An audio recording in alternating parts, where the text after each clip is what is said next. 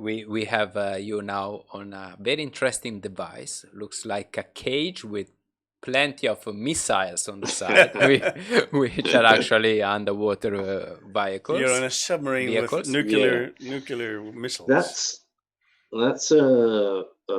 it is a submarine of sorts. It's a roving cage. It was put on this. I think the Somar actually owns it, or they're working with the guys that own the cage. I'm not sure they still do. This cage was built for a Nat Geo show, and they filmed the show, and that was it. So I was actually the second person.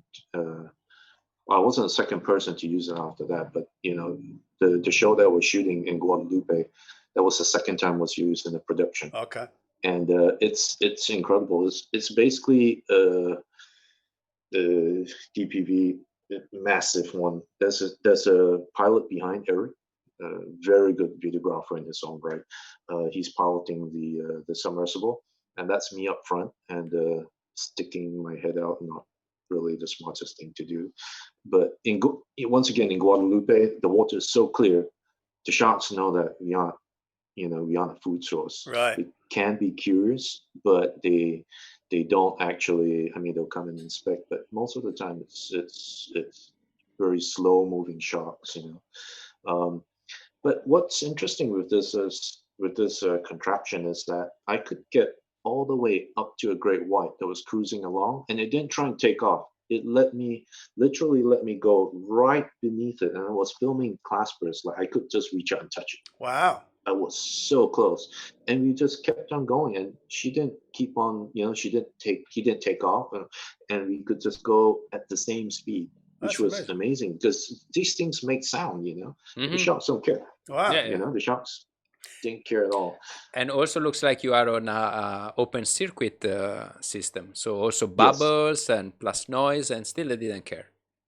nope, didn't care. And we were yelling and talking. I mean, it's a show, right? So Yeah. the producers are saying, "Okay, you need to talk more. You need to yell. It's got to be exciting, right?" Yes. I'd be like, "Oh my God, shark!"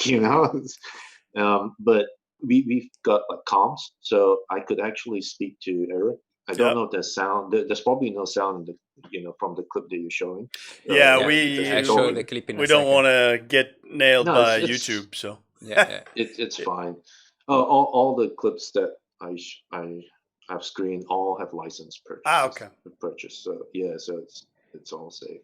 But what for you might not hear, but I was actually saying I can actually tell the pilot to go up, down, left or right. Yep. He can't see in front of past me. Right. So it's up to me to tell him, it's like, look, we need to go faster, or he can tell me, okay, look down because there's this guy coming up straight at you, and then I can duck back in.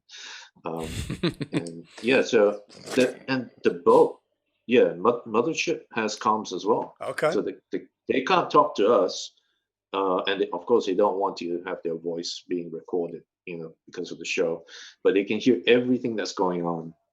So in case of emergencies, which is great, but also so that the producer and director know what's going on while we're down there. And it was pretty exciting, man. It's probably the highlight of my professional career, being Yeah, in it's one of such a these. cool. Mm. So my producers called me. It's like, okay, in the series, you get to pick where you want to go. We're gonna let you choose to see which ones which episodes you think you might be able to excel in, because they might have alternative videographers so that everyone's shooting in tandem around the world. So when he said, well, shooting great whites, I'm like, that's great. I love big stuff. I'd rather be shooting a great white than a nudie brown. Yeah. But then they said, I tell you a secret. Um, we managed to get a submarine for you. I'm like, what? I mean, Submarine. the submarine. I'm gonna be redundant. The topside cameraman can go down and shoot in the submarine. He goes, no, no, no, no, no. This is like a submarine cage, and I'm like, sold. Yeah. I didn't tell them, but I would have gone for free. Yeah. It was so much fun using it.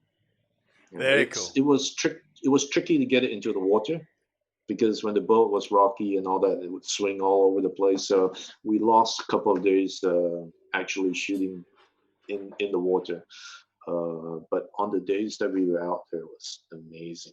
And you'll get such a different perspective because typically all you ever see is with the shark, it's swimming Going past or by. swimming, Now you can actually go with it and see it swim, and go down with it, and it's a totally different perspective. It's so amazing to watch, and I wish at times I wasn't filming and just watching. Yeah, because instead of staring at the monitor, right, and it's right there. It's and behind the monitor, all you're thinking about is framing the shot. But once you take the camera down and take the monitor down and you look, it's like it's right there. It's the most amazing thing. Was it your first great whites? No, I had done great whites quite a few times before that. Okay. I've done out the cage as well.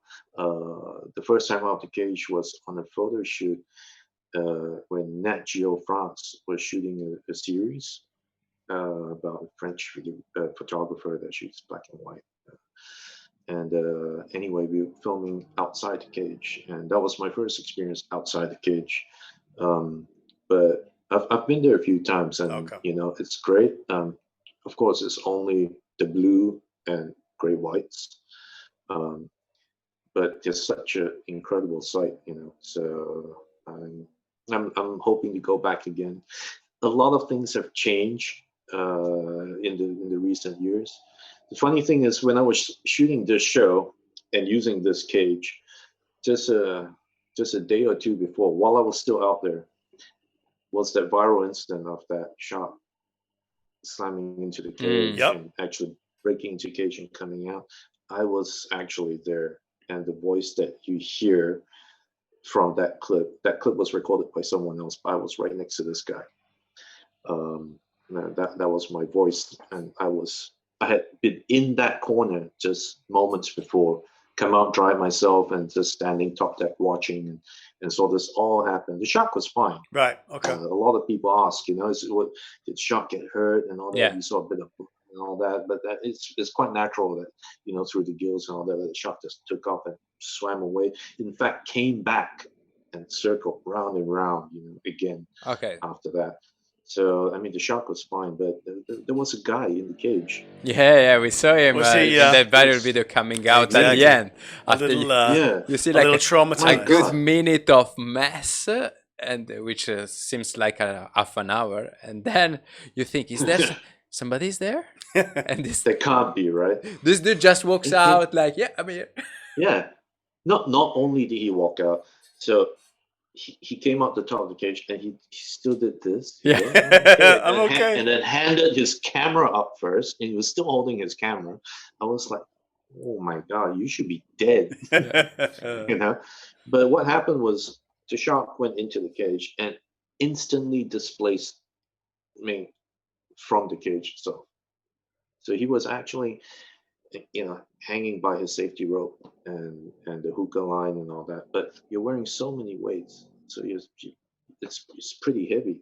So he had problem trying to get back up, and just as well he didn't try and get back up because there was this giant thing twirling around like a giant washing machine, right? Once we shot, and they were so quick, the guys just flipped the top open, just tried to create as many openings as possible. That's very quick thinking.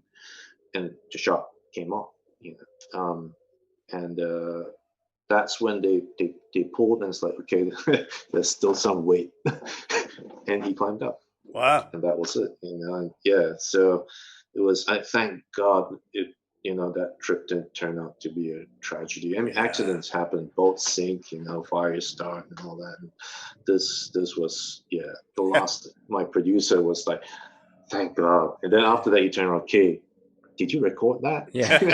And you're like, I was having a shower. Okay, can you go back there and do the same? Do it again. Do it again. Oh, they do it all the time, man. Yeah. Tiger Beach. Back to Tiger Beach. I was shooting in Bimini in Shot Glad, and we were shooting hammerheads, right? and it was great. Hammerheads were there and all that. And then I came back up to the boat. I did my safety stop and came back up to the boat. And these hammers followed me to the surface. And I was like, whoa, this is great, because now they're up there and we have a different perspective, and you get the surface water, the reflection, and they're coming. So I would legs hanging, to the boat, the ladder, right? And I had another guy grabbing my tank, one of the shark guys grabbing my tank, just in case he felt that it was a bit iffy and, he had to pull me up, right? So I was there filming, and this hammerhead, the great hammerhead, just kept banging on my dome, circling, going bang, bang, bang, bang. There were two of them. And it got to the point where I'm like, I turned around and lift my hand. It's like, and that was my signal to say, I'm done. I need help to get up, and I need to pass this up to you quickly and get the hell out, because these hammerheads were getting really feisty. Bang, bang, bang. And I'm like, "Argh." And all I hear is my producer going, "Okay, tell me you got that. Did you get that? Get another one. Get another one. Are you sure? We need wide. Do you want to come up? Meat tight. Wide meat and tight. And it got to the point, it's like, get me out of here. I'm done. Wow. Yeah.